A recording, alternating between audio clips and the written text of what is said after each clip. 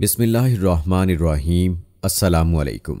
मकतब TV देखने वालों को राव कमर रिजवान नई वीडियो में खुश आमदीद कहता है। दोस्तों, कुछ खुश नसीब इंसान वो होते हैं जिनकी ज़िंदगी भी काबिल रश्क और मौत भी काबिल रश्क होती है, लेकिन कुछ बदनसीब ऐसे होते हैं जिनकी ज़िंदगी भी लानत ज़दा और मौत भी इबरतनाक होती है। वो जब तक जिंदा रहते हैं एक नासूर की शक्ल में ही रहते हैं। उनका मुंह सिवाय गंदगी और गलाजत के कुछ नहीं उगलता। गद्दारी उनका शेवा और दीनो ईमान के दुश्मनों का आला कार बनना उनका महबूब मशगला होता है। ये दुनिया के चंद सिक्कों की खातिर दुश्मनाने खुदा के और उसके रसूल के हाथों खिलौना बने रहने को अपने लिए बाइसे फ़ख्र समझते हैं। ज़मीर फरोशी से ईमान फरोशी तक के तवील सफ़र के दौरान उन्हें बार बार ज़िल्लत और रुसवाई का सामना करना पड़ता है। ऐसा ही एक गलीज़ इंसान तारिक फ़तेह भी था। कुछ दिनों कबल जब मलून व गुस्ताख मुतनाज़े कालम निगार व सहाफ़ी और बदनाम ज़माना मुसन्नफ़ तारिक फ़तेह की तवील अलालत के बाद जहन्नम वासिल होने की इत्तला सोशल मीडिया पर आई तो याद आया कि यह बिल्कुल सच है कि खुदा की लाठी बेआवाज़ होती है। तारिक फ़तेह की ज़िंदगी भी इबरतनाक थी और मौत इससे भी ज़्यादा इबरतनाक। अल्लाह, उसके रसूल और अल्लाह के सच्चे दीन की शान में गुस्ताखी का अंजाम ऐसा ही इबरतनाक होता है। कैंसर जैसे मूजी मर्ज में मुब्तला करके अल्लाह ताला ने दुनिया में ही उसे ज़िल्लत का निशान बना दिया, जबकि इंतकाल के बाद कनाडा में उसे दफनाने के लिए जिस भी कब्रिस्तान में उसे ले जाया गया, वहाँ के जिम्मेदारों ने तदफीन की इजाज़त देने से माजरत कर ली। वो जलील और रुसवा होकर ही इस दुनिया से रुखसत हुआ। कदम कदम पर उसे ज़िल्लत और रुसवाई का सामना करना पड़ा। तारिक फ़तेह ने अपनी ज़िंदगी किन गुनाहों में गुजारी और उसकी इबरतनाक दास्तान हयात क्या बयान करती है, ये हम आज की इस वीडियो में डिस्कस करेंगे, लिहाजा हमारे साथ वीडियो के आखिर तक जुड़े रहिएगा। दोस्तों, कुछ दिन कबल सारे आलम इस्लाम में ईद उल फितर की खुशियां मनाई जा रही थीं, तो उस वक्त अल्लाह ताला ने मलऊन तारिक फ़तेह की मौत की शक्ल में मुसलमानों की खुशियों को चार चांद लगा दिए। तारिक फ़तेह किसी दूसरे मजहब को अपनाकर इस्लाम के खिलाफ जहर उगलता तो बात इतनी तशवीशनाक ना होती, लेकिन उसने इस्लाम का लिबादा ओढ़कर दीन इस्लाम के खिलाफ जो शर्मनाक मुहिम चलाई वो इंतहाई तशवीशनाक है। ऐसे गुस्ताखों की मौत आलिम इस्लाम के लिए बाइस से खुशी होती है। इस्लाम दुश्मनों के जवाल और उनकी मौत से अहले इस्लाम में खुशी की लहर दौड़ना फितरी बात है। अल्लाह और अल्लाह के रसूल के किसी दुश्मन की मौत पर न सिर्फ इंसान बल्कि चरिंद परिंद जैसी दीगर मखलूकात भी सुकून महसूस करती हैं। बुखारी शरीफ की एक रिवायत में बयान है कि एक मरतबा जब एक जनाजा गुजरा तो आप सल्लल्लाहु अलैहि वसल्लम ने देखकर फरमाया, या तो वो राहत पाने वाला है या उससे दूसरों को राहत मिलने वाली है। सहाबा कराम ने इसका मतलब दरियाफ्त किया तो आप सल्लल्लाहु अलैहि वसल्लम ने इरशाद फरमाया, जब मोमिन बंदा इंतकाल करता है तो वो दुनिया की तकलीफ़ों और मुश्किलात से राहत पाता है, और जब कोई फासिक बंदा इंतकाल करता है तो इससे बंदगाने खुदा और अल्लाह की ज़मीन राहत पाती है। इसी तरह किताबों में इब्ने अबू दाऊद नामी एक गुमराह शख्स के बारे में आता है कि जब उसका इंतकाल हुआ तो लोगों ने इमाम अहमद बिन हम्बल रहमहुल्लाह अलैह से दरियाफ्त किया कि अगर इस बिद्दती गुमराह शख्स के मानने वालों पर कोई मुसीबत आए तो क्या इस पर खुश होना गुनाह है? इमाम साहब ने फरमाया, ऐसी हालत में कोई क्यों खुश ना होगा। इसी तरह सहाबा के दौर में जब एक खारजी मखदज का इंतकाल हुआ तो अमीरुल मोमिनीन हज़रत अली रज़ी अल्लाह ताला अन्हु ने शुक्र अदा किया। जिस मलून ने अपनी सारी ज़िंदगी शान रिसालत में गुस्ताखी और दीन इस्लाम के खिलाफ प्रोपेगंडे में खपाई हो, उसकी मौत पर क्यों ना खुशी मनाई जाए। तारिक फ़तेह नामी ये मलऊन शख्स भी एक अरसे से कैंसर जैसे मूजी मर्ज का शिकार होकर आखिर 73 साल की उम्र में दुनिया से चल बसा और उसके नापाक वजूद से दुनिया पाक हो गई।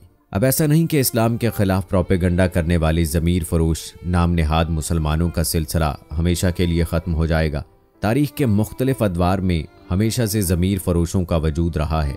जिन नाम नेहाद ज़मीर फरोशों का किबला महज मताए दुनिया होती है, उनके लिए ज़मीर व ईमान का सौदा करना कोई बड़ी बात नहीं। दोस्तों, तारिक फ़तेह 20 नवंबर 1949 को कराची के एक पंजाबी मुस्लिम घराने में पैदा हुआ जो तकसीम हिंद के बाद मुंबई से हिजरत करके कराची आया था। उसने कराची यूनिवर्सिटी में हयातियाती कीमियाई की तालीम हासिल की। ये 1960 और 1970 की दहाइयों में बाएं बाजू के नज़रियात से मुतासिर रहा और अखबारात में इस हवाले से कालम लिखा करता था। उस वक्त पाकिस्तान में फ़ौजी हुकूमत थी। तारिक फ़तेह को 2 बार जेल भी जाना पड़ा।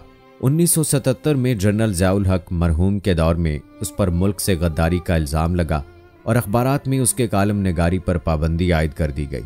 1987 में कनाडा शिफ्ट होने से कबल उसने कुछ वर्ष सऊदी अरब में भी गुजारे। अगरचे उसने कराची यूनिवर्सिटी से बायोकेमिस्ट्री की तालीम हासिल की, लेकिन उसने अपनी अमली जिंदगी का आगाज सहाफती सरगर्मियों से किया। 1970 में वो एक पाकिस्तानी टीवी चैनल के लिए तहकीकाती सहाफत करने से पहले अखबार कराची सन के लिए रिपोर्टिंग करता रहा। इस दौरान उसे 2 बार जेल जाना पड़ा। बाद-ए-ज़ां ये पाकिस्तान छोड़कर सऊदी अरब जा बसा और ये अपने इस्लाम दुश्मन नज़रियात और दीन मुखालफत के रुझानात के सबब सऊदी अरब में ज़्यादा अरसे तक ना टिक सका। आखिरकार 1980 में ये कनाडा मुंतकिल हुआ, जहां पर इसने एक सियासी कारकुन, सहाफ़ी और टेलीविज़न मेज़बान के तौर पर काम शुरू किया। इसके बाद मुखालफत इस्लाम के लिए जहर उगलते रहना तो जैसे इसकी खसलत का हिस्सा ही बन गया। ये एक बेदीन और लिबरल कारकुन था और हमेशा मजहब और सियासत की अलहदगी के लिए पुरजोर कोशिश करता रहा। शरई कवानीन का सख्त मुखालिफ था और इस्लाम के लिबरल तरक्की पसंद शक्ल की वकालत करता। वो खुद को पाकिस्तान में पैदा होने वाला एक हिंदुस्तानी और इस्लाम में पैदा होने वाला एक पंजाबी कहा करता था। ये बरसगीर के मुसलमानों की इस्लामी सकाफत का सख्त मुखालिफ भी था। दोस्तों, इस्लाम के खिलाफ गुफ्तगू और बयानात के सबब इस्लाम दुश्मन ने तारिक फ़तेह को मुसलमानों के खिलाफ खूब इस्तेमाल किया। हिंदुस्तान का गोदी मीडिया तारिक फ़तेह की खूब हौसला अफजाई करता और अपने डिबेट शो में उसे इस्लाम पर एतराज़ और इस्लाम का मजाक उड़ाने का भरपूर मौका भी देता था। इंडिया का एक कट्टर इस्लाम मुखालिफ और फ़िरका पसंदाना जहनीत का हामिल न्यूज़ चैनल फ़तेह का फतवा नामी उसका प्रोग्राम चलाता था। हिंदुस्तान के इस्लाम दुश्मन फ़िरका पसंद अफराद इसकी खूब पजीराई करते थे। 2014 और 2019 के इंतखाबात के मौके पर मुल्क की फ़िरका पसंद सियासी जमातों ने इसका भरपूर इस्तेमाल किया। कनाडा में इसने मुख्तलिफ सियासी, सहाफ़ती और तसनीफ़ी सरगर्मियाँ जारी रखीं। तवील अरसे से ये कनाडा की एक सियासी NDP के एक कारकुन के तौर पर काम करता रहा। 1996 से 2006 तक इसने CTS और विजन TV पर टोरंटो में शाये होने वाले एक हफ्तावार करंट अफेयर डिस्कशन शो में मेज़बानी की। फरवरी 2011 में तारिक फ़तेह को नॉर्थ अमेरिकन मुस्लिम फाउंडेशन के शहरयार शेख के साथ मुबाहिसा करना था।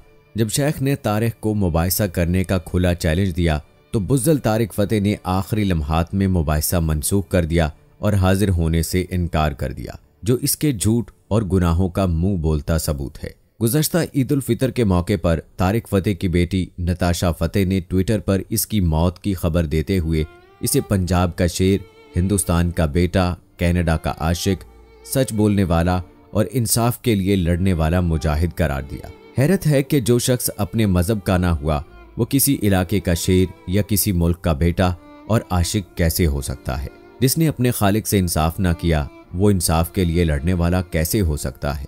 और जिसने सबसे बड़ी सच्चाई इस्लाम की हकानियत से मुंह फेर लिया हो वो सच बोलने वाला क्यों कर करार दिया जा सकता है। रवां साल तारिक फ़तेह ने ट्वीट किया था कि कुछ लोगों ने उसका सर कलम करने का मंसूबा बनाया है। इससे कबल 2017 में एक मुस्लिम तंजीम ने फ़तेह का सर कलम करने वाले को 10 लाख रुपए इनाम देने का ऐलान किया था। तारिक फ़तेह इस्लाम को एक कैंसर करार देता और कहता था कि मुसलमानों की मैयतों को दफन करने की बजाय जलाया जाना चाहिए। कुदरत का इंतकाम देखें कि इस्लाम को कैंसर कहने वाला खुद कैंसर से मरा, इसके जिस्म में कीड़े पड़े। इस्लाम से बुग़्ज़ रखने वाले का अंजाम दुनिया ने खुली आंखों से देखा और उसकी लाश को दफन भी न किया जा सका बल्कि सपुर्दे आतिश कर दिया गया। तारिक फ़तेह जैसे गंदी नाली के कीड़े माजी में भी पैदा हुए हैं और आइंदा भी पैदा होते रहेंगे, मगर इनसे इस्लाम का कुछ बिगड़ने वाला नहीं। इस्लाम अपनी पाकीज़ा तालीमात के सबब हमेशा से दुनिया में रोशनी फैलाता आ रहा है और हमेशा फैलाता रहेगा। इस्लाम वो चिराग नहीं है जिसे फूंकों से बुझाया जा सके। ये खुदा का वाहिद दीन बरहक है जिसे दुनिया की कोई ताकत नहीं मिटा सकती। इसके मिटाने के दावेदार खुद दुनिया से मिट गए, लेकिन दीन इस्लाम पर कोई हर्फ ना आ सका। दोस्तों, ये थी हमारी आज की वीडियो पसंद आने की सूरत में इसे लाइक करें, शेयर करें अपने दोस्तों के साथ और नीचे कमेंट्स में अपनी राय का इजहार लाजमी कीजिए। जाने से पहले कंफर्म कर लें कि आपने हमारा चैनल सब्सक्राइब किया है या नहीं। साथ में बेल नोटिफिकेशन को ज़रूर ऑन कर लीजिएगा ताकि हमारी लेटेस्ट अपलोड होने वाली वीडियोस का नोटिफिकेशन आप तक ज़रूर पहुंचता रहे। मिलते हैं अगली वीडियो में, तब तक के लिए अल्लाह हाफ़िज़।